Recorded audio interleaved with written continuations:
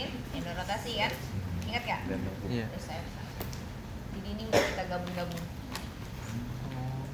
ya kan? Yang tadi latihan ini gitu kan, supaya kepalanya ini dia mau miring dan kontrol kepala. Ini vestibular stimulation, ya, cuman dia berusaha mempertahankan posisi kepalanya. Ya kita pakai vestibular, ya. Paling tidak fungsional kepalanya kita pakai, kita dapetin di sini, ya. Kalau udah kayak gini dia bisa, terus dia bisa ada stimulasi di depan, dia bisa lihat, ya kamu udah dapet berarti, ya kan? Lanjut Bu. Oke.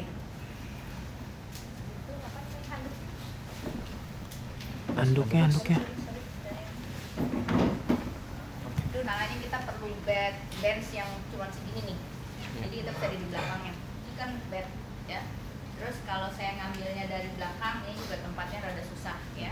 Terus kamu nggak kelihatan. Saya pengen kamu menganalogikannya, menginterpretasikannya kalau ini meja atau tidak pun dengan meja kita bisa face to face sama dia, ya kan? Kamu bisa mengambil komunikasinya untuk membantu, ya kan? Ini ganjel. Kenapa di ganjel? Karena biasanya dia kan duduknya di sakrum nih, ya kan? Lengkung. Kita harus benerin, meminimalisir tumpuan di sakrumnya dan mengurangi roundbacknya. Kamu harus ganjel handuk, ya kan? Kita butuh banyak handuk kalau bukan, dan dicuci guys. Oke, jangan kerjanya tiap hari Sabtu, tiap hari Jumat itu udah diinventarisir mana yang harus dicuci, mana yang harus. Oke, gerakannya harus ada 3 dimension of hip untuk mengurangi, karena kalau 3 dimension of hip itu juga core-nya 3D ya, 3 dimension kita sebutnya 3 dimension of hip, 3D ya. Gerakannya seperti ini, gerakannya ini.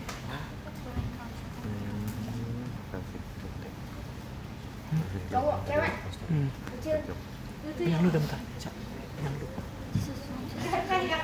Gantian lu bentar. Bisa nggak dari situ? Bisa. ini kepala ya, sebaiknya ya bisa aja.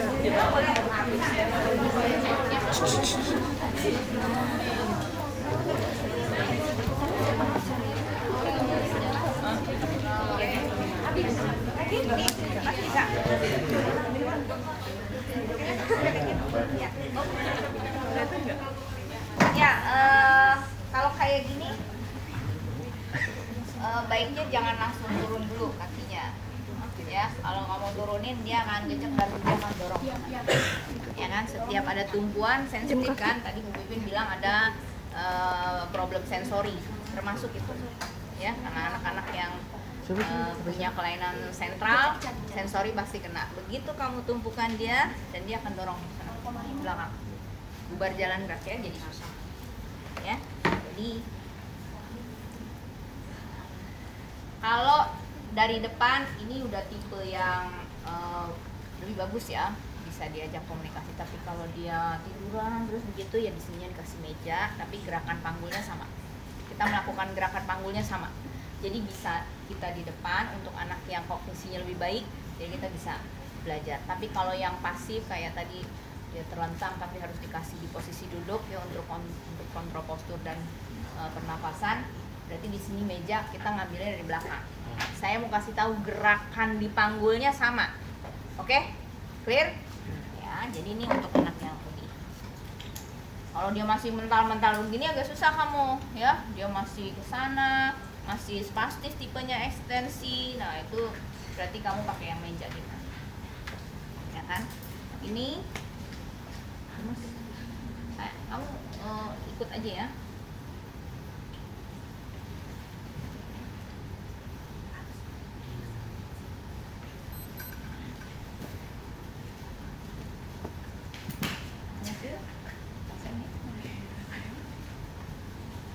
Kamu nggak disuruh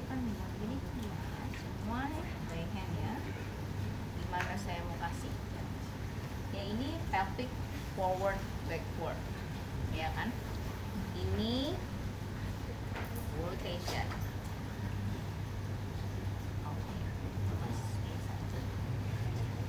Semakin saya bikin begini dia akan badannya.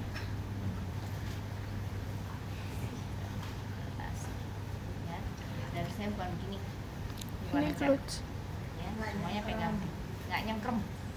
Ya, cengkraman kamu akan bikin anak nggak nyaman dan dia akan semakin kuat spastisnya karena sakit, ya. Sometimes saya malah kendorin, ya. Ya. Nah ini rotation. Balik lagi. Kalau kesini biasanya kita kontrol hipnya, apa? Abdominal, ya. Ini biasanya lebih kuat bukan karena spastis, tapi dia sudah konturnya sudah lebih bagus, ya, karena dia berusaha untuk tahan. Ya, kalau dia dari belakang, ini ganjil biasanya nih yang kognisinya kurang bagus ya. Daripada saya. Oke, sorry ya. Ini nggak boleh kelebihan ya, jadi harus dia ada di sini. Ya kalau kelebihan dia belakang lebih tinggi. Belakangnya lebih tinggi, jadi harus begini, ya kan? Jadi ini, sorry ini, ya ini. Ya. Jadi ada fase sama nih kayak gini. Kalau ini dikasih meja di situ, kamu bisa seperti digambar, kamu gerakannya sama. Merosot ya? Sorry. Nah, ini ceritanya meja ya, berhubung mejanya nggak ada, lu gimana?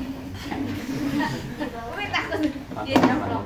Kalau nggak pegang dulu ininya, nah gitu ya. Itu ceritanya dia ada meja.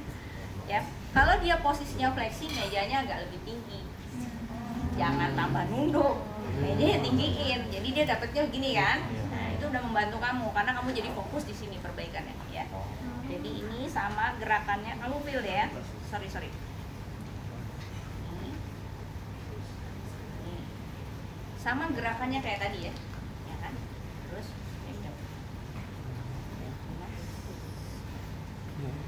ini joget sendiri Video orang ya. apa itu ya kakinya naik tapi bukan tapi bohong ya naik ke sini aja kan dia takut karena dia gue dorong kali ya kalau yang benernya enggak nunggu dulu ya karena kalau nunggu repot kamunya karena ada reaksi spastis ya. Ini bukan bokong yang dicubit tapi kamu harus menggerakkan pelvisnya yang bergerak ya kan. Ini kan dia besar, kalau anak kecil kan dapat lah ya kan, dapat set. Oke. Oke, ini biasa kalau dari sini. Oh my goodness. Ini udah yang kognisi bagus ya. Pegel banget gue. Jadi ada siapa? Orang tua di sini. Kalau kamu mau dia ngambil harus ada rotasi kan? Kamu boleh. Ya kan? Ini ya. Ya. Ini ambil. Ya. Jangan ngambil. Jadi ngambilnya satu arah pandangan ke samping. Karena mau bikin rotasi kan? Gitu ya. Jadi paling kamu harus tahu bahwa setiap posisi ada rotasi. Ada lagi Bu? Hah? Oh iya. Ini kalau ada yang tipe ininya fungsional ya, maksudnya dia bisa, tapi dia posisinya gini. Nah kalau berdiri dia bisa berdiri, bisa jalan, dia bisa begini. Nah kita mesti rilis nih yang daerah yang di bawahnya karena dia lebih spastis ya. Ininya bisa ambil, well, bisa, ya kan? Tapi dia begini ya. Ya kan? Ini satunya begini. Ini rilisnya begini. Kalau untuk kondisi yang kayak gitu rilisnya gitu. Ini nggak boleh nekan. Begitu nekan dia akan nih. Jadi ininya harus buka. Ya, harus buka. Emang anak kecil bisa Bu? Bisa aja kan dia ngikut kita. Kalau sini lagi, giniin lagi, beginiin lagi gitu kan. Nanti lama-llama dia tahu, oh ini harus. Jangan dikasih mainan, gitu kan? Satu ya, kita memang saya dan Bu Vivi ini pakai kerudung begini ya. Tapi kalau bertugas semua masuk gitu kan, atau ikat gitu ya, atau bertugas masuk. Karena kalau anak takut jatuh dia akan tarik, ya kan? Bahayanya begitu, gitu kan? Tapi bukan harus kita lepaskan itu hijab tetap kita pakai. Tapi kamu harus atur. Begitu kamu pegang pasien, kamu harus bikin safety-nya buat kamu dan pasien, buat pasien dulu dan buat kamu. Ya kan, dan kamu harus jaga gitu kan, jaga posisi supaya gimana kan kamu tahu anak yang pengen takutan apa tuh yang kamu sibuk sendiri kan nah ini kan gitu kita lihat mahasiswa itu kamu sih juga sudah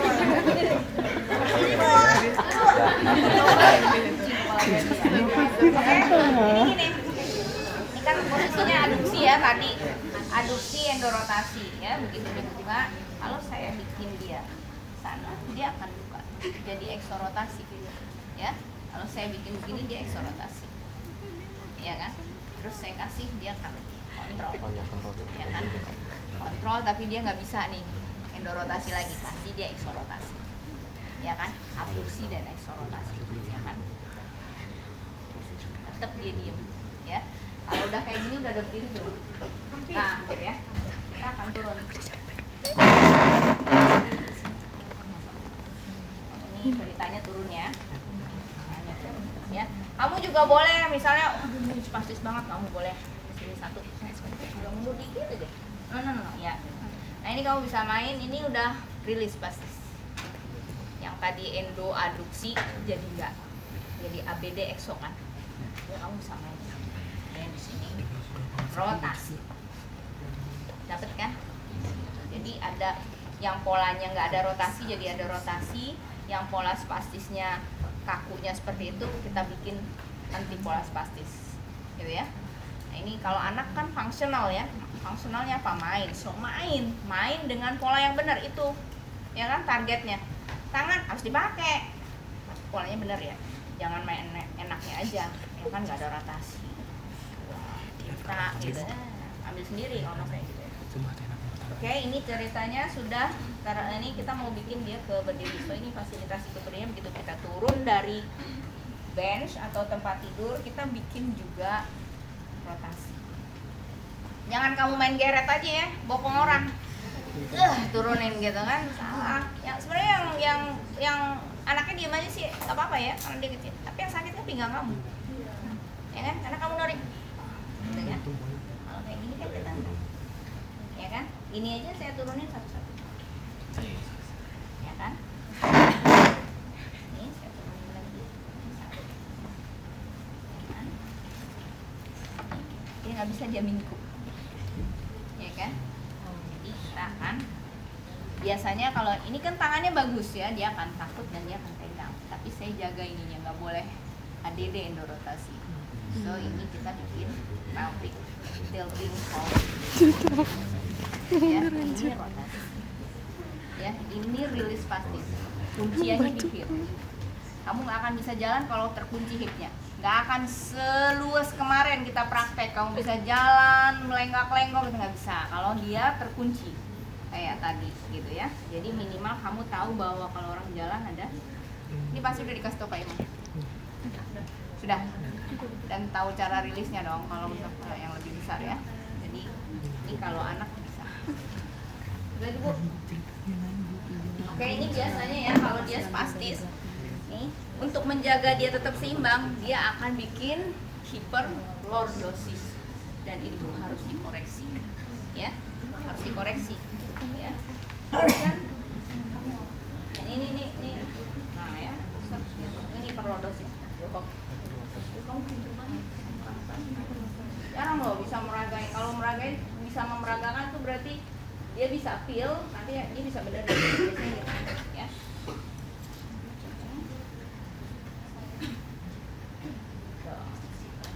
Ini biasanya kita kasih squeezing ya. Squeezing tuh aktivasi proximal muscle kita sebutnya. Ini proximal muscle ya. Jadi abdominal itu kita sebut kalau di bobat proximal muscle. Kalau kita squeezing dia akan kontraksi. With squeezing. Saya kasih tahu squeezingnya so kamu bisa kasih fish enggak ya nanti bunuh fish squeezing ini ya kan, karena saya nggak mungkin squeezing perut semua nih ya kan. Ini squeezing, ini squeezing. Oke, yang kontraksi bukan bab ini aja ya, tapi bokong hipnya juga kontraksi, sampai ke pelvisnya juga kontraksi. Padahal kita cuma melakukannya squeezing. Ini stimulasi. Mir, kalau lu yang digituin gimana? Kita sebutnya aktivasi. Kalau lu yang digituin. Ya, ini bukan gini, ya, bukan diremes tapi squeezing. Enggak tuh jangan bentar dulu. Ya, squeezing, squeezing, squeezing, squeezing. Oh, nah, oke, beda kan ya? Ini lihat, sakit, squeezing, sakit. Nih kalau di sini, lu tanggung jawab loh, mau neng mereka ya. Gini, ini squeezing yang salah, sakit. Ini squeezing pakai ini, squeezing. Oke, nanti kita praktek antar itu kalau saya bisa koreksi yang itu. Nah, yang saya koreksi itu ngajarin temennya, ya kan? Oke, ayo Peng. Oh, fasilitasi. Nah, kalau udah fasilitasi, coba cari kasih ruangan di sini. Kasih ruangan.